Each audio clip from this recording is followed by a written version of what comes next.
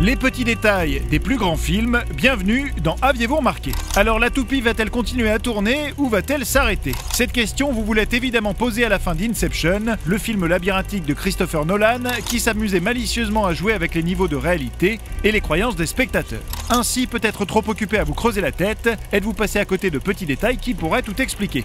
Attention, spoiler. Alors voyez plutôt, pendant le film, il est dit l'importance d'un totem propre à soi pour savoir si vous vous trouvez dans un rêve ou la réalité. Chacun a le sien, un dé, une pièce d'échec ou une toupie. Dom, le personnage joué par DiCaprio, nous dit d'ailleurs que ce dernier totem est celui de Mal, sa femme décédée. Mais du coup, quel est le totem de Dom?